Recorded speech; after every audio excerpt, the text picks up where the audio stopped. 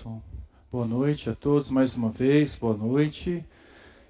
Eu vou ler um texto no Evangelho de Mateus, no capítulo 10, no versículo 46. Só que antes eu queria comentar algo com os irmãos. Mateus 10, 46, a história do Bartimeu. Se você tivesse a oportunidade de ouvir de Deus a frase, o que você quer que eu faça? O que você quer que eu faça por você? O que você diria para Deus? Estava pensando, os irmãos estavam cantando, eu estava pensando nisso agora também.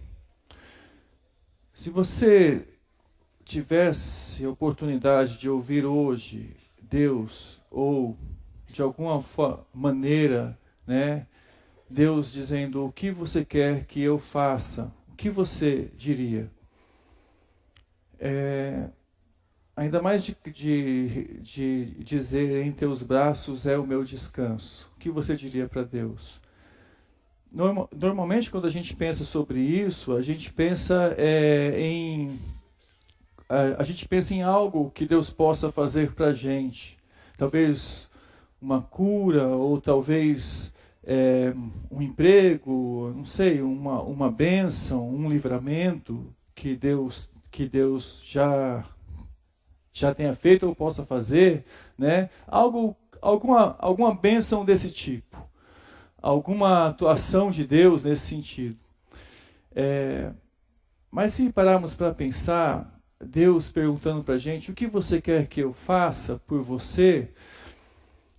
Não seria, talvez a resposta primeira não seria diferente de algo que Deus já fez. Na verdade, talvez a gente pudesse dizer assim, Deus, antes eu quero te agradecer pelo que o Senhor já fez por mim. Com a consciência que a gente tem hoje, após entender o Evangelho, após aceitar o Evangelho, não dá muito para a gente chegar para Deus e ficar pedindo bênçãos do tipo uma saúde, um livramento, uma cura. Quando a gente entende o Evangelho, a gente, antes de tudo, agradece pelo que Deus já fez. E quando Jesus pergunta, o que você quer que eu te faça? Aí deve vir em nossa mente versículo como aquele que Deus já nos abençoou com toda sorte de bênçãos celestiais, né? Nas regiões espirituais, nas regiões celestiais. Deve vir na nossa cabeça o entendimento de que o Senhor, como versículos, o Senhor é o meu pastor, e de nada eu terei falta ou nada me faltará. Deve vir na nossa mente o cuidado que Deus tem tido com cada minuto, com cada segundo da nossa vida. Aí quando Deus diz, o que você quer que eu te faça? O que seria? Porque as maiores bênçãos, as maiores necessidades, as verdadeiras e reais necessidades que nós temos, o Senhor já supriu. E quando vem hoje a pergunta em nossa mente, o que quer que eu lhe faça? Que resposta nós poderíamos dar para Deus que contasse com o que Deus, com algo daquilo que Deus, que é a vontade de Deus e que Deus ainda não tem feito? Porque segundo Deus, tudo aquilo que é da vontade dele, ele já tem feito. Ao nosso favor, ele já tem feito. E com respeito à salvação, à paz, o livramento do mal, ele já fez. Ele já fez. Irmãos, um dia o inferno vai ser lançado no lago de fogo. O inferno e a morte. O inferno e a morte vai ser lançado no lago de fogo. Depois disso, vai dar início ao novo céu e uma nova terra. Mas o novo céu e a nova terra vai ter esse início depois que o inferno for lançado no lago de fogo e a morte for lançada no lago de fogo.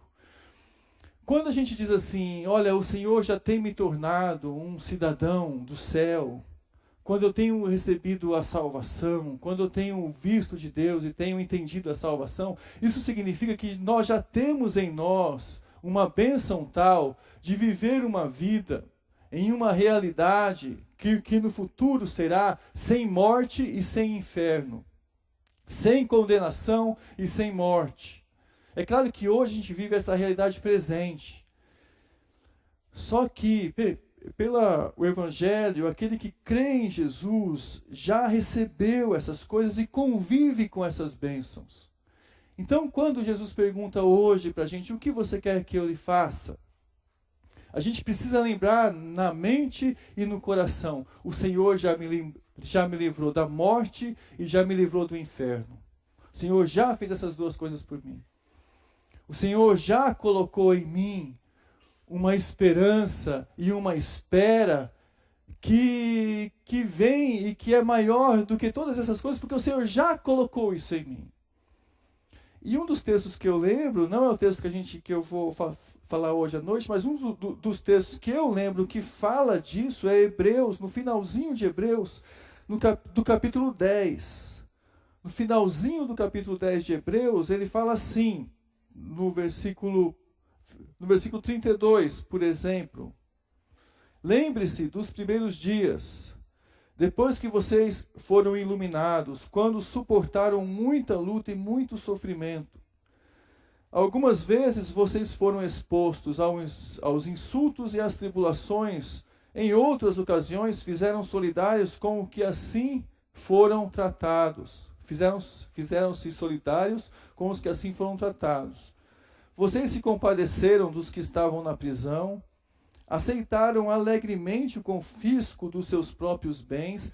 Era gente que estava tendo os próprios bens confiscados, pois sabiam que possuíam bens superiores permanentes. Sabiam da realidade da fé, de bens que já tinham sido prometidos e que eles, pela fé, já tinham, superiores permanentes. Por isso, não abram mão da confiança que vocês têm. Ela será ricamente recompensada. Vocês precisam perseverar, de modo que, quando tiverem feito a vontade de Deus, recebam o que Ele prometeu. Pois em breve, muito em breve, aquele que vem virá, não demorará. Mas olha o que ele fala aqui no versículo 36. Vocês precisam perseverar de modo que, quando tiverem feito a vontade de Deus, recebam o que Ele prometeu. Uma das coisas que talvez a gente precise pedir quando o Senhor pergunte: o que queres que eu te faça? Ou o que quer que eu faça a você? Talvez nós deveríamos pedir: Senhor, me dê perseverança. Me dê perseverança. Perseverança para quê? Para que eu persevere no que o Senhor já me deu, nas promessas que o Senhor já me deu. Por quê? Porque se eu perseverar naquilo que o Senhor prometeu, aquele que vem virá e não demorará. E aí o versículo 35, nós podemos manter firme a confiança de que ela será ricamente recompensada. Existe uma recompensa pelo que nós estamos passando. Existe uma recompensa por tudo que nós passamos aqui na terra. Se passarmos para a glória de Deus. E aí, ao perseverar nisso, nós vivemos pela fé, porque ele fala: mas o meu justo viverá pela fé. E se ele se retroceder, não me agradarei dele. Viver pela fé em Deus é o que nós estamos aqui hoje, é o que nós vivemos. Nós não estamos aqui para retroceder, porque ele fala: nós, porém, não somos os que retrocedem e são destruídos, mas dos que creram e são salvos. Então nós não somos os que retrocedem. Uma das coisas que nós podemos pedir para Deus, se Deus chegar e falar: o que você quer, o que hoje você quer que eu faça? Talvez nós deveríamos pedir: Senhor, me dê perseverança, me dê força, me dê ânimo, Porque todas as promessas que o Senhor tinha para me dar, o Senhor me deu. Tudo. E tem gente que sofreu o espólio dos bens materiais e perseveraram firmes. E a promessa para eles é: perseverem, porque um dia o Senhor virá e a recompensa vai ser dada para vocês. E Hebreus lembra disso. Aqui na história do cego de Jericó, o Bartimeu, em Marcos 11, 10, 46, o Bartimeu ele representa uma figura que viveu antes de entender essas promessas da ressurreição. Bartimeu é alguém que esperava a volta do Messias, porque ele vai clamar aqui pelo Messias, mas ele viveu antes, ele viveu uma expectativa desse Messias que vem e que viria, e que aqui teve um encontro com ele. E o versículo 46 diz assim: então chegaram a Jericó.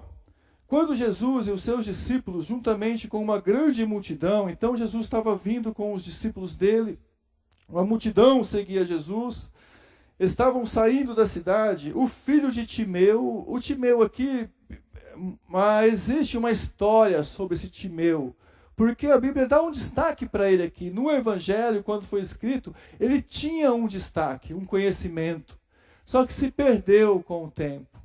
Então, como a gente não tem certeza sobre a história dele, eu não vou citar aqui agora, mas o Bartimeu significa filho de Timeu. Então estava lá o filho de Timeu, o Bartimeu, que era cego, estava sentado à beira do caminho pedindo esmolas. Quando ouviu que era Jesus de Nazaré, começou a gritar: Jesus, filho de Davi, tem misericórdia de mim. Muitos o repreendiam para que ficasse quieto, mas ele gritava ainda mais: Filho de Davi, tem misericórdia de mim. Jesus passou e disse: chamem-no. Jesus parou e disse: chamem-no. E chamaram o cego. Ânimo, levante-se, ele está chamando. Lançando sua capa para o lado, de um salto pôs-se em pé e dirigiu-se a Jesus. O que você quer que eu faça? Perguntou Jesus. O cego respondeu: Mestre, eu quero ver. Vá, disse Jesus. A sua fé o curou. Imediatamente ele recuperou a visão e seguiu Jesus pelo caminho. Isso aconteceu um pouquinho antes do capítulo 11, quando Marcos fala aqui da entrada triunfal de Jesus. Jesus chega em Jerusalém e as pessoas começam, ele pede para um jumentinho, ele senta no jumento novo, entra em Jerusalém e as pessoas começam a gritar: Hosana, Hosana. Hosana significa salva agora, né? Para Jesus, para se colocar ali como o Salvador, como o Messias, salva agora. Isso está escrito no versículo 9 do capítulo 11.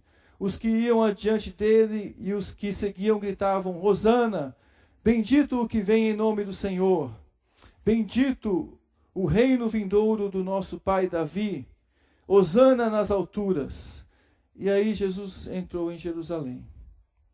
Então, ao falar dessa história do Bartimeu, eu queria lembrar a gente desse reconhecimento da fé que Bartimeu teve. Jesus ele olhou para Bartimeu e ele reconheceu a fé de Bartimeu. E reconhecendo a fé que o Bartimeu tinha, nós podemos perceber que aquela multidão ali tinha pessoas que tinham a fé também assim. Um ou outro deveria ter como Bartimeu. Bartimeu ele ilustra aquela pessoa que seguiu a Cristo com uma fé no Messias como deveria ser. Bartimeu ele estava no meio daquela multidão, ele passou a estar no meio daquela multidão que gritava: Hosana, salva agora, Senhor, salva agora, bendito o que vem em nome do Senhor. Mas ele gritava isso com uma motivação diferente.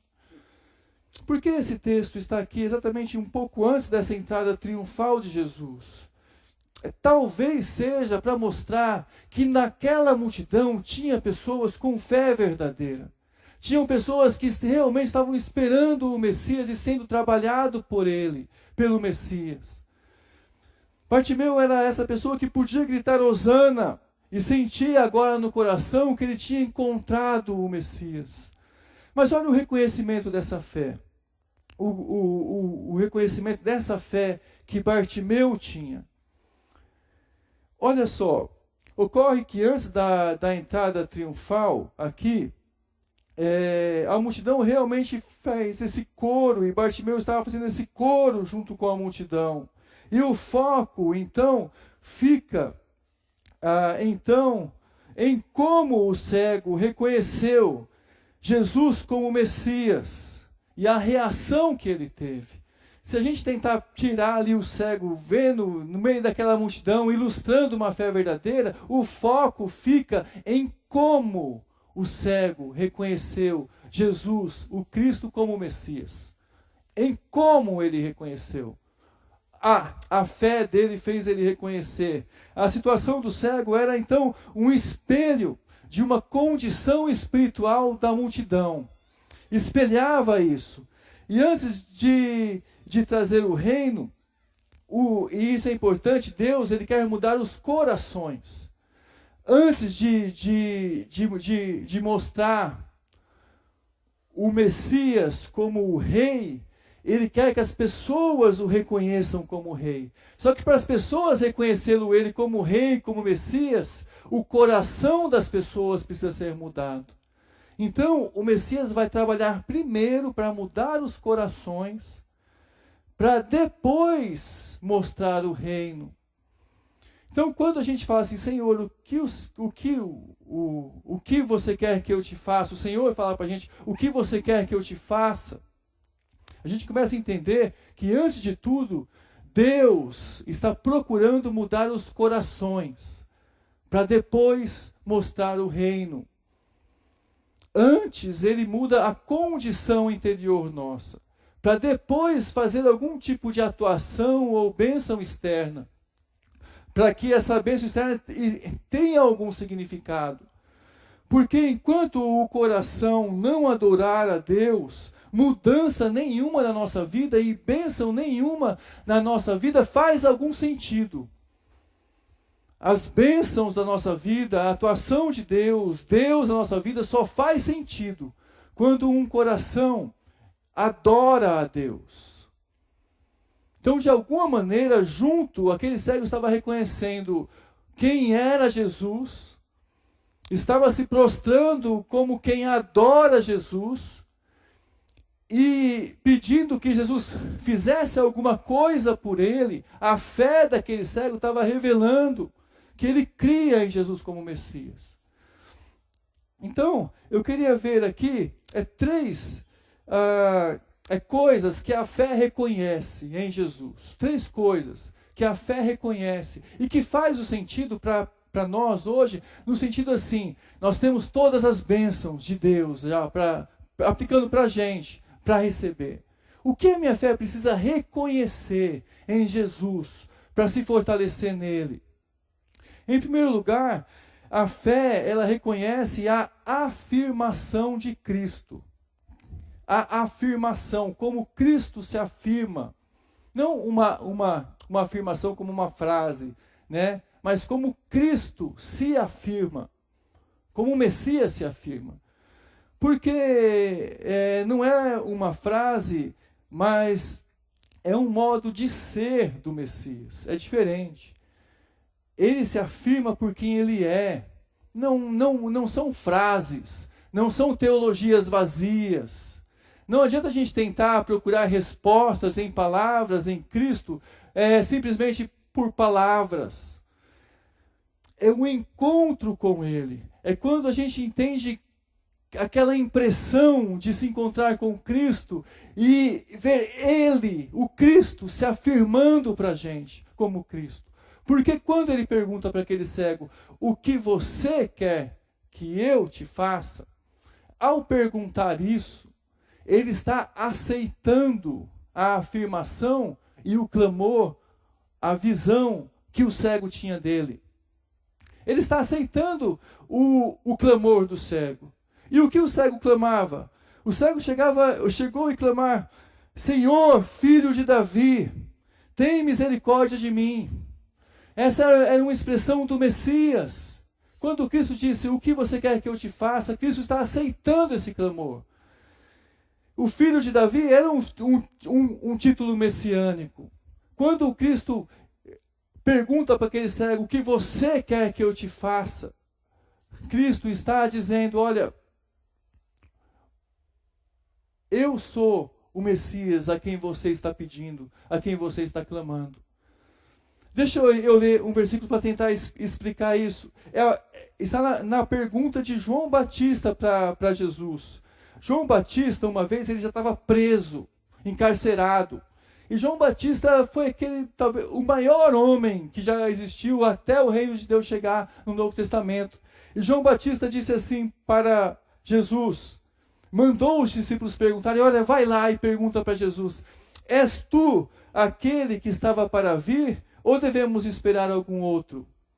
Aí Jesus respondeu: voltem e anunciem para João Batista que estava preso, esperando a morte, e ele estava querendo ver se realmente o ministério dele, João Batista, tinha chegado ao fim, porque ele tinha na mente que ele precedia o Messias. Então ele, vendo a morte, ele perguntou, vai perguntar para Jesus se é ele mesmo.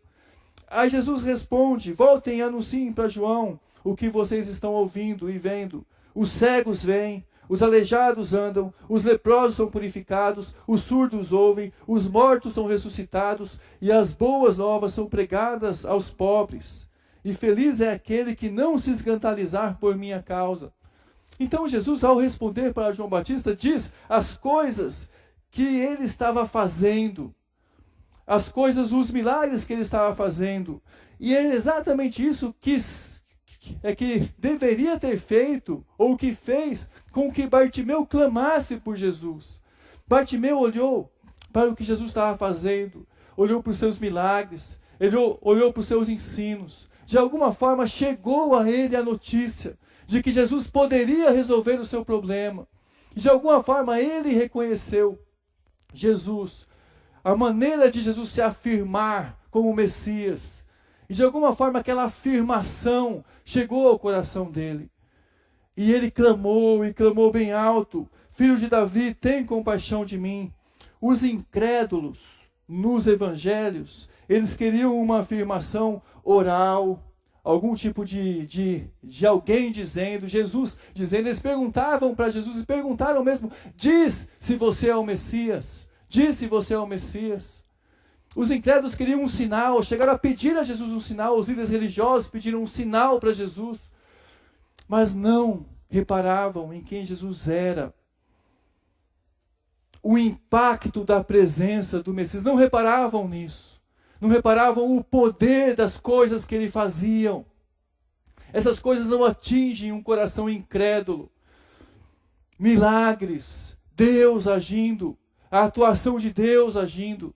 Eles querem palavras como quem quer pegar a gente em algum tipo de assunto. Existe um Deus, esse Deus age, esse Deus se afirma.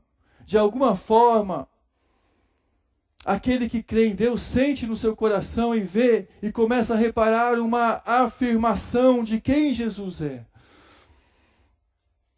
Mas quando as condições não são criadas no coração, não adianta.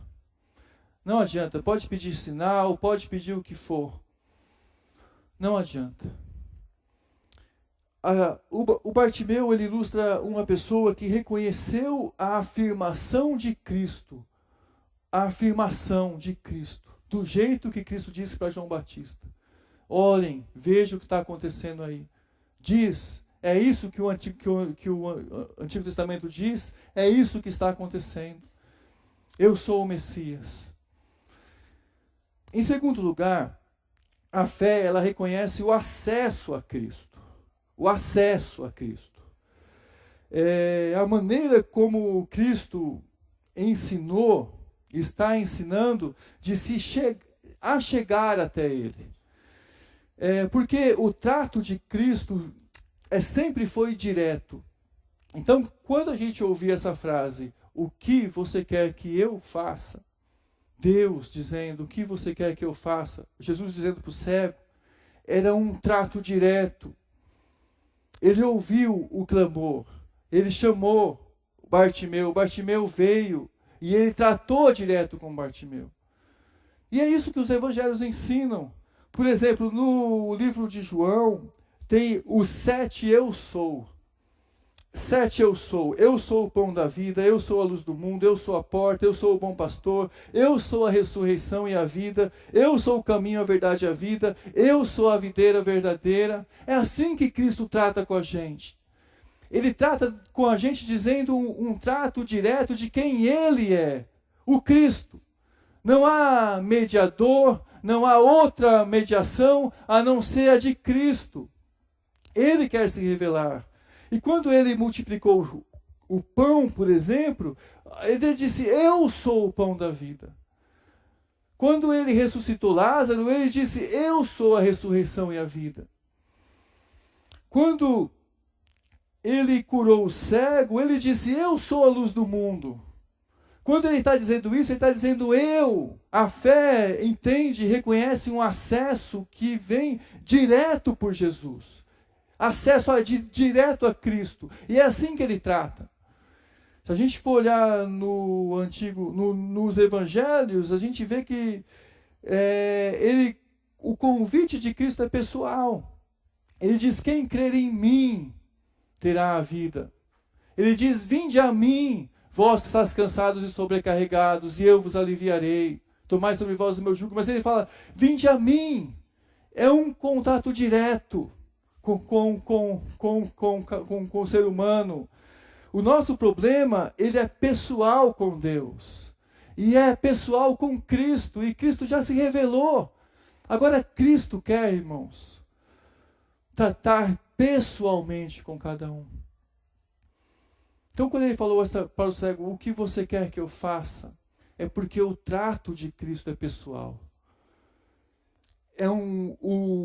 O nosso problema é pessoal com Deus. O nosso maior problema é pessoal com Deus. Não são de bênçãos. Nosso problema com Deus é pessoal. E quando Jesus fala, eu sou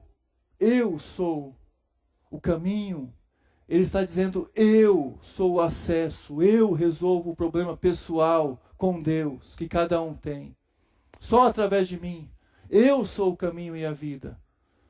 Quando ele falou para o cego, o que você quer que eu te faça? É porque o trato de Cristo é direto, o acesso é direto. O acesso é direto. E aí eu pergunto, por que Bartimeu então passou a segui-lo? Por que Bartimeu passou a segui-lo? Porque depois Bartimeu começa a segui-lo, depois que Jesus o cura? É porque uma cura, irmãos, não define quem nós somos. Não define. Curar a visão de Bartimeu não definiria quem Bartimeu era. Nosso ser, ele encontra abrigo em Cristo Jesus, em quem Ele é, no acesso direto em quem Ele é. A cura foi um passo, a cura era um acesso, a cura foi uma bênção, mostrava o acesso, mas o acesso está em Cristo.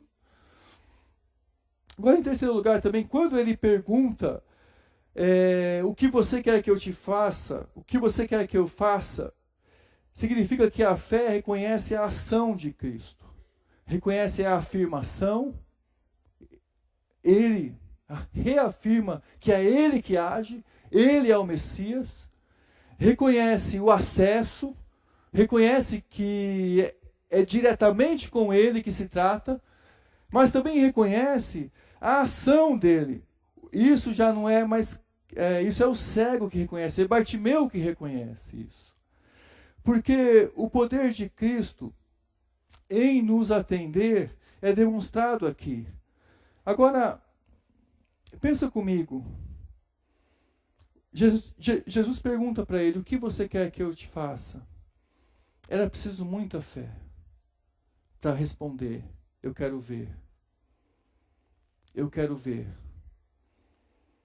A resposta à pergunta: o que você quer que eu te faça? Com tamanha convicção, demonstrava fé no poder dele.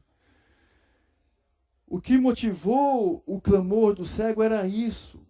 E aí quando, por exemplo, o Rodolfo ele falou algo aqui no sentido de o Deus vivo, né?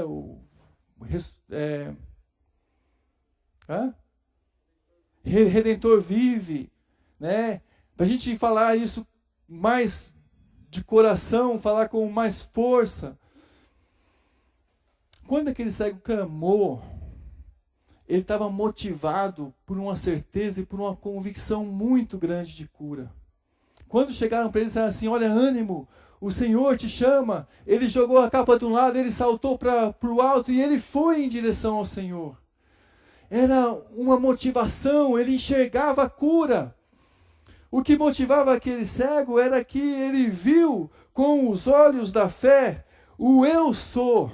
De alguma maneira, o eu sou passando. Jesus estava passando, era a chance dele. E a questão aqui não é saber o que você quer agora, mas é saber o que Cristo irá fazer. Porque agora Cristo está passando. E quando aquele cego levantou correndo, ele mostrou uma possibilidade iminente de cura. Irmãos, isso aqui é importante. Porque às vezes a gente fala muito da ação de Cristo, da bênção de Cristo. Mas a fé verdadeira significa o reconhecimento de uma possibilidade que está na iminência de acontecer pela vontade e pela ação e pelo poder de Deus. E aí a gente clama. Aí a gente clama para Deus. E a questão aqui não é realmente saber o que você quer, mas é saber o que Cristo irá fazer. Porque ele clamou. E Cristo ia fazer algo. Mas o quanto nós cremos que o Senhor pode nos atender? Essa é a questão. O quanto a gente crê nisso? Isso aqui é importante. Porque o quanto Deus pode transformar uma vida significa muito da maneira como a gente clama. O quanto Deus pode agir em uma vida, em mudança, uma vida, significa sim. O quanto Deus pode transformar e atender um pedido. O que motivou ele a clamar, mesmo quando as pessoas pediram para ele parar, é que ele tinha algo, uma motivação no coração. E aqui tem uma aplicação importante porque a proporção entre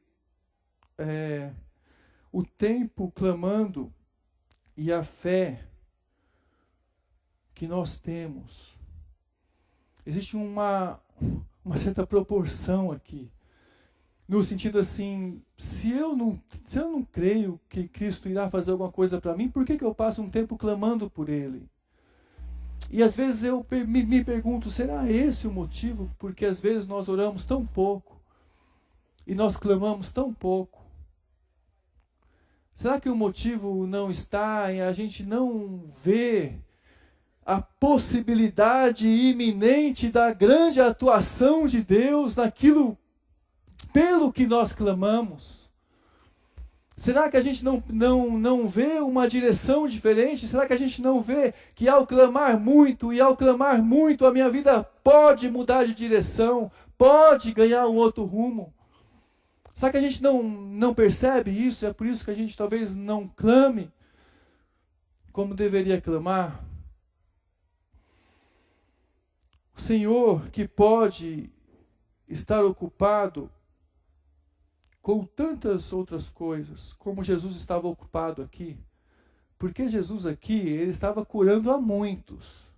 Ele estava percorrendo muitas cidades. Ele estava passando em muitos lugares. ensinando o reino e pregando e discipulando. Ele estava ocupado, ele teve momentos da vida dele que ele não teve nem oportunidade, pela maneira como ele falava, de comer, de se alimentar. Ele teve sede, ele cansou. Mas pelo clamor daquele cego, ele parou. Ele parou. E quando ele parou, ele mandou chamar aquele cego, ele atendeu o clamor do cego. Se o cego não tivesse clamado daquela forma, ele estava curando, ele estava passando, ele estava anunciando o reino continuaria, proclamando. Mas aquele cego clamou com convicção, para atender pessoas. O Senhor veio, para atender pessoas ele parou, ele atendeu um mendigo, ele atendeu, porque Cristo, no seu ministério, atende a cada um. Cada pessoa é importante. Cada pessoa é importante. Então, irmãos, mesmo para o Deus, Criador do universo, Deus do céu e da terra, cada pessoa é importante. Cada pedido, cada clamor é importante. Existirão pessoas que pedirão para parar de clamar, existirão aquelas pessoas que vão dizer assim, o seu problema é seu, o que está acontecendo na sua vida é seu. Mas o Senhor sempre estará à nossa disposição, sempre. O Senhor, para tratar individualmente com cada um de nós. A fé, ela reconhece a ação de Cristo. Ela reconhece essa ação de Cristo. Então, se a gente reconhecer a afirmação de Cristo em seu poder como Messias, pela fé, se a gente reconhecer que nós temos um acesso direto a Ele, a qualquer momento nós podemos pedir hoje e clamar, porque Ele se colocou assim, como Ele disse, eu sou o caminho, a verdade e a vida. E se a gente reconhecer o poder e a ação dEle em tudo aquilo que nós clamamos, nós estamos prontos a clamar como aquele cego clamou. E aí eu queria trazer algumas aplicações para a gente. E a primeira, coloque em primeiro lugar a sua vida, a sua crença básica da sua vida, Cristo. Cristo como a sua crença básica. Não são pessoas, não são outras coisas, não são sentimentos, não são ações. A nossa crença básica, quem dá sentido e significado para a nossa vida é Cristo. Ele é que dá sentido. Então, se as pessoas não te tratam bem ou não te tratam como deveria, não é baseada nelas que está a sua fé. A sua fé está baseada em Cristo. Ele que dá sentido e significado para a sua vida. Como uma história de um pastor que disse uma vez, de um pai que disse uma vez para o seu filho, estava tentando ensinar o seu filho que o mais importante na vida é que Deus o amava. Mas aí o filho se apaixonou por uma moça, e a moça deu um fora nele quando ele falou para ela. Aí o pai foi falar com o filho, e aí o pai falou assim, mas filho, Deus te ama. Aí ele falou assim, mas agora eu queria que ela me amasse. Ainda que existem momentos em que pareça não fazer tanto sentido, que a base da nossa vida é Deus. Cristo é a base, não são pessoas. Ele dá o significado para a nossa vida. Ele que responde. Vale a pena seguir a Cristo. O resto vem depois. A pergunta que Cristo fez àquele cego, o que você quer que eu te faça, expõe realmente o que aquele cego desejava. E aí eu queria fazer uma aplicação aqui, no sentido espiritual mesmo. Porque como eu falei, Cristo, Ele está aqui, nós temos acesso a Ele agora. E nós podemos colocar todos os nossos pedidos para Ele, todos os nossos pedidos para Ele. Quem entendeu a ressurreição, quem entendeu o poder de Deus em sua vida, irá agradecê-lo por todas as bênçãos que Cristo já deu para você. Mas vamos pensar que o Senhor estava passando e curando. O cego também queria isso. Hoje, após a ressurreição, existe um significado de vida que é muito maior. Esse significado de vida se ampliou e ampliou grandemente. Ampliou muito. Irmãos, antes nós estávamos mortos em nossos delitos e pecados. E o que é um morto? O morto, ele tem olhos, mas eles não vê. Espiritualmente nós não víamos. Espiritualmente nós não ouvíamos. Poderíamos ouvir do Evangelho ou de Deus muitas coisas, mas não chegava ao nosso coração. Estávamos mortos. Espiritualmente não faz sentido. O morto, nós poderíamos falar, mas o morto não se expressa, não adora, não vive adorando. E aí quando o Evangelho chega, o Evangelho muda a gente de dentro para fora e agora tudo faz sentido. E agora, após a ressurreição, Cristo nos mostra que nós somos filhos de Deus. E aí começa a fazer sentido. Nós somos filhos amados de Deus. Essas são as bênçãos que a gente tem agora, um acesso direto a Deus. Deus não somente nos perdoou e nos salvou, Ele nos tornou seus filhos. Nós somos filhos de Deus. Então, quando a gente precisar enxergar alguma necessidade, agora vamos enxergar com esse pensamento também. Não apenas de um livramento temporal, mas de um livramento eterno que o Senhor nos deu. Então, o Senhor está passando. Se o Senhor está passando, se você ainda não entregou a vida para Jesus, quando o Evangelho é pregado, quando essas verdades que eu disse aqui agora são anunciadas, porque foi para isso que Ele discipulou pessoas, para anunciar essas verdades bíblicas. Então pensa em seu coração, pensa, porque você precisa de Cristo. Nenhuma outra bênção fará sentido se você não se encontrar com Cristo pessoalmente. Se você não pedir para Cristo transformar o seu coração e não te transformar em um adorador dele, reconhecendo que Ele é o Messias, com acesso direto a Ele. Agora, se você aceitou a Cristo como seu Salvador, e você entende que Cristo está passando, então reavalie a sua vida. Peça para o Senhor, Senhor, transforme o meu coração em um ser perseverante. Transforme o meu coração em alguém que olhe para o Senhor e te agradeça e grite, Hosana nas alturas, salva agora, Senhor, venha o teu reino, com a consciência de que você perseverou nessa terra. Aí você pode gritar Hosana, porque faz sentido para você gritar Hosana. Agora, se você quer gritar Hosana porque você quer ficar livre de uma doença apenas ou coisa parecida, não faz muito sentido. Faz sentido, porque lá no céu não tem doença. Mas não faz sentido porque não tem perseverança nesse clamor. Não tem vitória contra o mundo. O nosso clamor por Hosana precisa agora ter um sentido de que o Senhor trará a recompensa nossa agora, nós que entendemos a ressurreição.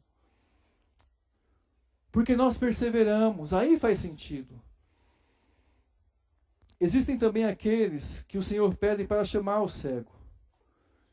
E eu queria encerrar com isso, porque aqui também é quase que se fosse uma ilustração do que aconteceu. Porque em Lucas, esse texto é citado em Mateus e em Lucas, Mateus 11 e Lucas 18. Em Lucas 18, eles realmente vão lá e buscam o cego. Então existem aqueles que pediram para o cego parar de clamar, mas também existem aqueles que o Senhor manda e eles vão buscar o cego. E aí, irmãos, é maravilhoso então ver que quem buscou o cego viu Cristo atuar de perto. E aí, eu queria ser essas pessoas. Aquela pessoa que viu a alegria do cego, chegou depois dizer assim, olha, tem bom ânimo, ele te chama. Aí o cego levanta com toda a alegria e ele pega no braço do cego, conduz o cego até Cristo. E Cristo pergunta, o que você quer que eu te faça? Aí o cego diz, eu quero ser curado. E aí Cristo cura o cego. E a pessoa testemunha tudo isso. E a pessoa começa a ver um milagre na vida do cego. A transformação, o milagre, Cristo transformou um ser. Ele agora é um adorador. E aí a pessoa testemunha que Cristo transformou aquela pessoa. E aí, irmãos, esse deve ter sido o tipo de pessoa que aquele cego ouviu. Porque ele não clamou à toa. Ele clamou porque outras pessoas foram curadas. Ele clamou porque ele viu, alguém falou para ele. Alguém chegou e falou para ele assim, Jesus cura, Jesus salva, olha, Jesus está ali, olha, Jesus curou ele, ele pode curar você também. Ou então ele mesmo viu pessoas sendo curadas, ele mesmo viu. E aí tem a importância do testemunho de quem é curado por Jesus. Eu lembro que quando era mais novo, tinha na Igreja Batista que eu era, um ministério que chamava Embaixadores do Rei. E os embaixadores do rei liam biografias missionárias. Era uma das tarefas. Isso para quê? Por que a gente lia biografia missionária? Eu fiquei pouco tempo lá como embaixador do rei, mas li algumas, deu para ler algumas histórias de alguns missionários. E qual é a ideia? A ideia é que os missionários contavam os milagres que eles viram. A ideia é que os missionários contavam quando eles viam pessoas se converterem pela primeira vez, ouviram o evangelho, se converteram. E isso deveria criar na ideia de um embaixador do rei o desejo de querer ser um missionário. O desejo de querer conduzir alguém para Cristo. Então tem aquelas pessoas que andam tão perto de Cristo e andam junto com Cristo. E Cristo manda chamá-los, chamar outros. E que privilégio é chamar alguém a quem Cristo chamou. É apresentar Cristo para alguém a quem Cristo chamou. Isso é um privilégio. É um privilégio enorme. Então, ouvir testemunhas de missionários age assim em nosso coração. E aquele cego, tendo a fé e gritando por misericórdia, precisando apenas de que alguém fosse pegar lá na mão dele e conduzi-lo até Cristo e levá-lo até Cristo. Será que isso não é uma ideia de discipulado? Será que o discipulado não é pegar na mão daqueles que estão clamando por Cristo, sendo curados por Cristo, sendo transformados por Cristo? É pegar na mão dessas pessoas e ver o milagre acontecer na vida dessas pessoas, ver, testemunhar. E aí o cego vai dizer, olha, Cristo me curou. E aí quem estava perto vai dizer, é verdade, eu vi, eu conduzi, eu testemunho isso porque eu peguei na mão dele e levei até lá. E Cristo perguntou para ele, o que você quer que eu te faça? E ele respondeu e Cristo curou. Eu estava lá. E aí você vai poder dizer, olha, Cristo pediu para eu pegar na mão de um cego. E Cristo pediu para eu levar o cego até ele. E aí o cego foi e Cristo restaurou a visão do cego. E eu vi. Eu vi o que Cristo fez com o cego. Cristo curou o cego. Então também existe aqueles que se achegam a Jesus e são usados por Jesus e testemunham de Jesus. O que você quer que eu te faça? Eu lembro de uma história que o Max Lucado contou uma vez. Ele morava aqui no Rio de Janeiro, ele morou aqui no Rio de Janeiro um tempo, e aí uma vez ele contou que ele viajou e no apartamento dele ele deixou a geladeira cheia de carne e pensou que estava ligada, o freezer, mas estava desligado.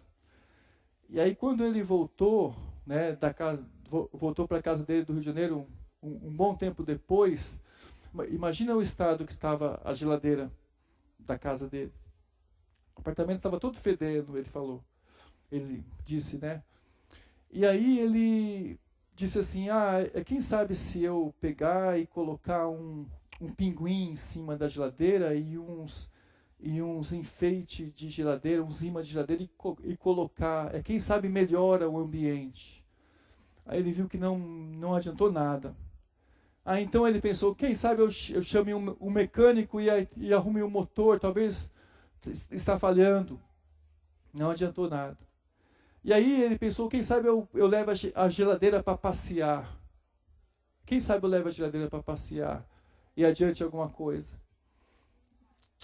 Quem sabe eu dê uma festa e convide o fogão da vizinha, o freezer da geladeira da outra, a máquina de lavar da outra vizinha, e eu dê uma festa no apartamento, quem sabe mude o ambiente um pouquinho. Não resolveu nada. Só resolvia se tirasse tudo o que estava dentro daquela geladeira e mudasse o interior. Outra situação não resolvia. Não resolvia. Não adianta a gente querer dar um jeitinho. Quando o Senhor pergunta assim pra gente, o que você quer que eu faça para você? O que você quer que eu faça? Às vezes os nossos problemas são como nós queremos colocar um pinguim em cima da geladeira e Deus, o meu problema é esse daqui. Deus, o meu problema é que eu preciso mais de amigos. Deus, o meu problema é que talvez eu precise de uma festa. Deus, o meu problema é arrumar o motor, talvez uma cura, talvez... Irmãos, eu não estou dizendo que não seja para clamar por isso. Pode clamar. O Senhor quer ouvir nosso clamor. Quando Ele falou o que você quer que eu te faça, Ele queria ouvir do cego. Ele quer ouvir. Mas o que eu estou dizendo é que todas as bênçãos o Senhor já nos deu hoje. E aquele cego nos ensinou 3 coisas: acesso direto a Deus, o poder e a ação de Deus e o reconhecimento de que Ele é o Messias. Então pensa no que você está precisando. Baixe sua cabeça, pense em algo. Eu reconheço que talvez a gente não tenha muita oportunidade para fazer um culto, uma celebração mais participativa, porque não tem muito tempo para isso.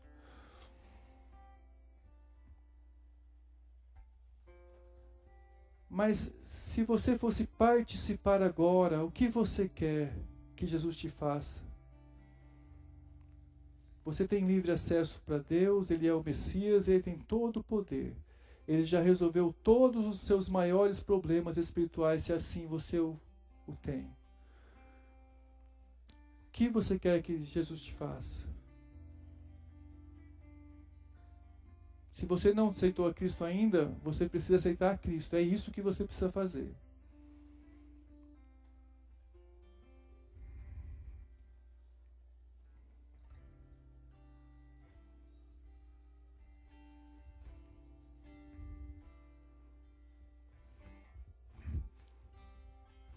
Enquanto a gente repete aquela última música, ore a Deus.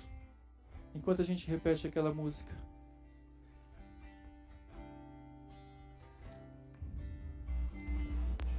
Seguro estou nos braços daquele que nunca me deixou.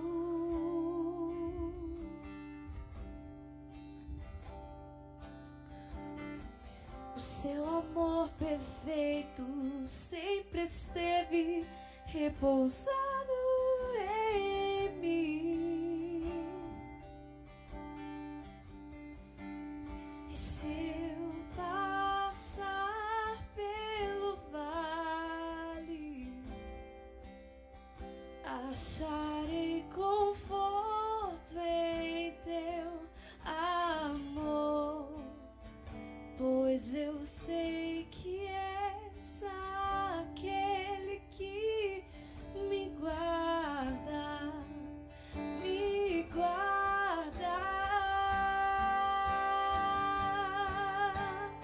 Em teus braços é meu descanso, em teus braços é meu descanso, em teus braços é meu descanso,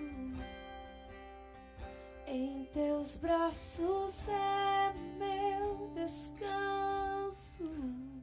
Vamos orar, irmãos. Vamos orar. Coloque a Deus o seu pedido. Vamos orar. Nosso Deus, nós te agradecemos, Pai, pelo sangue de Cristo na cruz. Te agradecemos pelo testemunho do Evangelho em nossas vidas. Pedimos, Deus, a Tua graça para que possamos perseverar, Senhor. Nós queremos, Deus, participar, Deus, da Tua vinda como quem espera recompensas. Mas a recompensa maior, Deus, nós sabemos que é a alegria de vê-lo chegar, Senhor. Ó Deus, obrigado por tudo quanto o Senhor já fez. Nós pedimos agora, Pai, nos ajude a clamar, Senhor. Nós sabemos que temos muitas limitações, nós sabemos que temos muitos problemas, Senhor, para enfrentar. Mas nós sabemos que também o Senhor para nos atender. O Senhor olha para a gente. O Senhor nos trata pessoalmente, com livre acesso que temos ao Senhor, com o reconhecimento de que o Senhor é o caminho, a verdade e a vida. E esse livre acesso nos foi dado. Nos ajude a clamar, Senhor. Nós queremos clamar, Senhor. Nós queremos sair fortalecidos, Pai, e resolvidos dentro de nós, com tudo que se passa em nosso coração. Nos ajude a clamar, Senhor. Clamar para o Senhor Jesus. Clamar em nome do Senhor Jesus, por meio de Jesus. E crendo em Jesus. Porque sabemos aquilo que pedimos. Se for da Tua vontade, nós já sabemos que recebemos. É assim que a Sua palavra nos diz. Em nome de Jesus. Amém. Amém. Irmãos, vamos ficar em pé. Vamos encerrar orando, dando as mãos. Dê a mão ao seu irmão. Vamos orar mais uma vez.